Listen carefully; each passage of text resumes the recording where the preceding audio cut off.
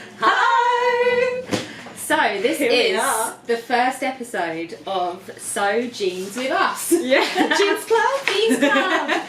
It's we're feeling nervous. I'm definitely feeling nervous because now it's gonna happen. It is beginning. Yes, the process has begun, and we're only nervous because it's something that we've talked about a lot, so much, and it's something we've enjoyed talking about, and now we've got to actually do something about it. Yeah.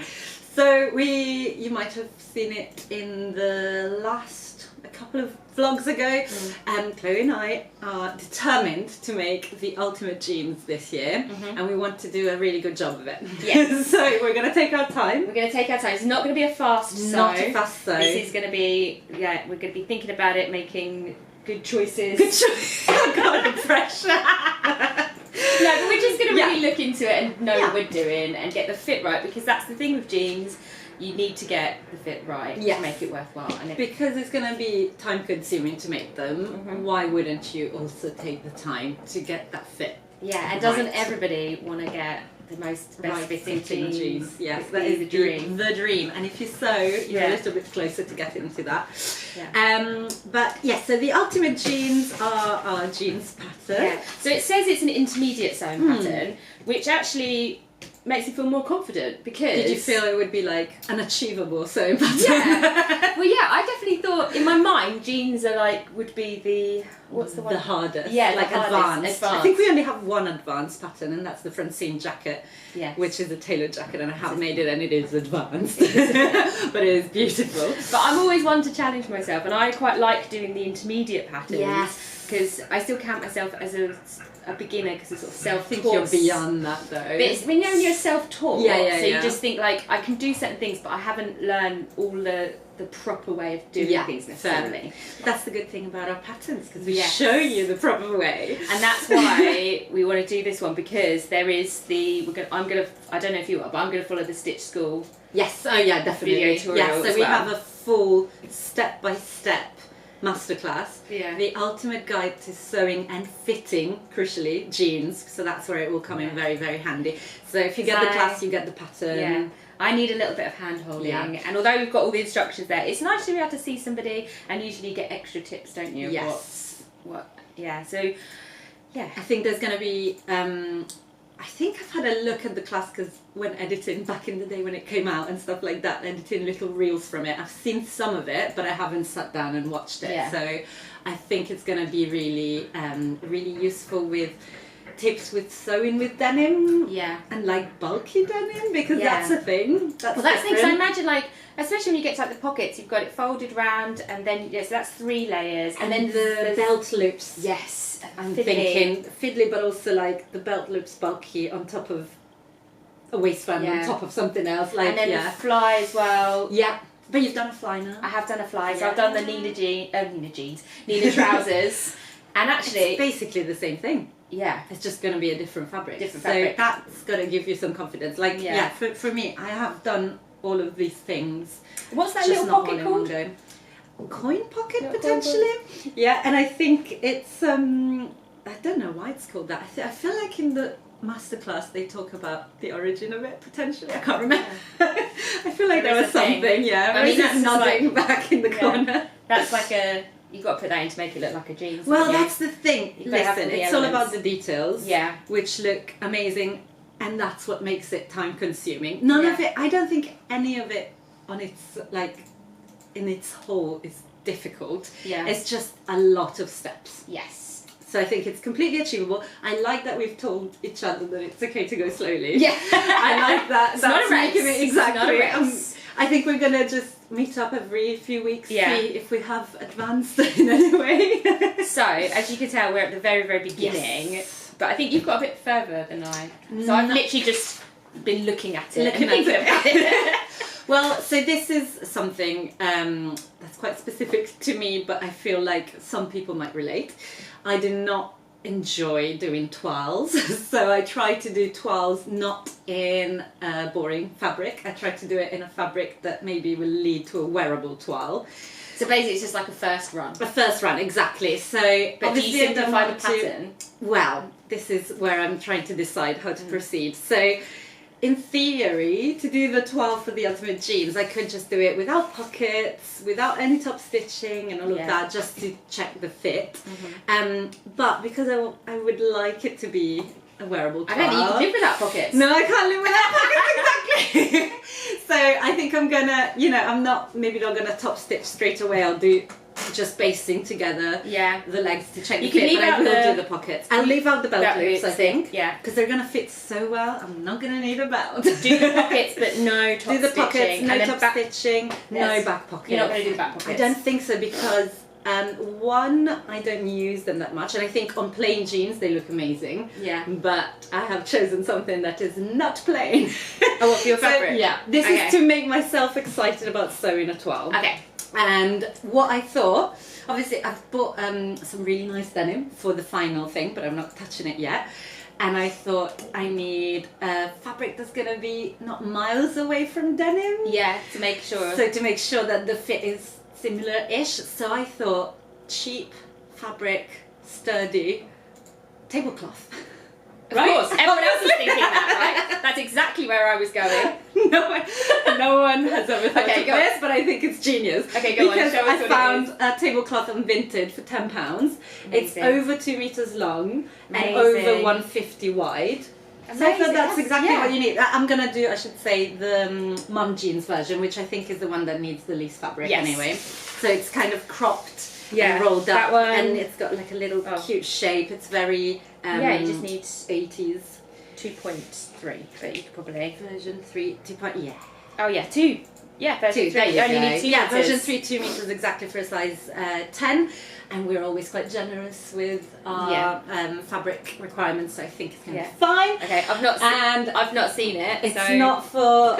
It's not subtle, and it's a tablecloth, as I said. This is amazing. Is it upside down? Ta-da! Holy moly. That's what we're going for, okay? It's got skulls. Amazing. It's got skulls, it's got butterflies. It's kind of like, I think it's cotton with some polyester. Yeah. I think. But the thing is, the main thing, there's no stretch, no give in there. Exactly. So it's not as thick as the denim will be, but it's, I feel like it behaves in a similar way, and most importantly it has skulls and butterflies on it, which who doesn't want that? I'm thinking if they end up fitting, I'm gonna have a very funky pair of spring jeans. Yeah, you really are. They're gonna look great. It's a lot, but I'm excited about it, and I thought I can wear it. Are you gonna think about the placement? Please tell me you are. Well, maybe just in the front. Yeah. But also, I don't mind that much. Like, as you can see, I've got hands all over everywhere on this summer dress that I'm wearing. So yeah, we'll see. I mean, a butterfly will end up sitting somewhere inappropriate. No, you know what? We'll live with that. I like the flowers on it, actually. The flowers are what got me interested. They look a bit like your tattoo. Yes. These ones. Yes, I just had a tattoo. Chloe has a new tattoo of flowers. Very, very pretty. But yeah, this is mainly, you can absolutely use calico to make your toile. You could use just like a canvas, something plain. I get bored when doing that, so but that's such a good decided tip to do for a tablecloth. I hadn't tablecloth, cheap fabric. Because I've done stuff with curtains before, because you usually get the length of that. But tablecloth, and you get some really interesting patterns, don't you? Yeah, you get really interesting patterns. This one was new but on Vinted, so really cheap. Just check the measurements that you can fit. You probably won't get like a full dress, but I think trousers are fairly doable. And for toiles, so that I only need really boring. So if I make version 3 my toile, so that's the mum jeans, I only need, so I'm going to do a size 20, so I need a 2.4 meters. There you go. Which is not a lot, actually. I think this was like 2 meters. And I think I'm going to do this possibly. Yeah, I'm going to do the same as you, do a wearable toile, because I've made my Nina trousers and I made them in a straight size 20, and I didn't need to do any alterations at all. No. Well, this bodes very well. Yeah. Nice. So I'm hoping. So but they are wide legs, so it is. I might need to take in, but that'll be easier to take in. Wide leg. The Ninas were wide legs. So that was just the waist. But if the waist bit is the main bit, that is the main, and the seat. The seat. So how are you going to proceed?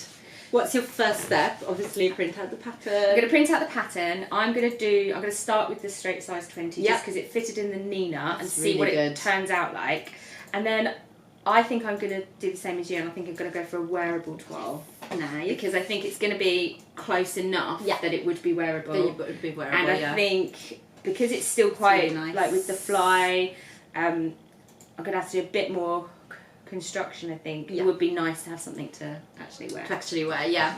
It's not that toiling feels like a waste of time, but I don't enjoy it. It's not the part that I enjoy. Yeah. So you kind of want to get something out of the effort. Yes. That's what I'm thinking with these very reasonable skull pants.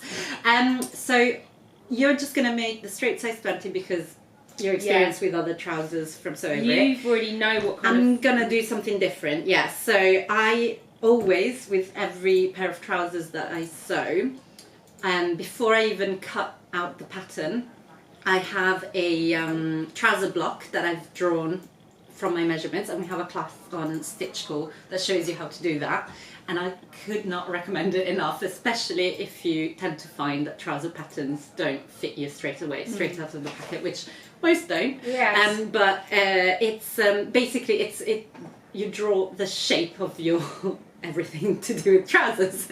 And for me, just looking at the shape compared to the pattern pieces of trousers, of trouser patterns, you can see there's quite a difference, especially in the crotch curve. That's my thing that's quite different.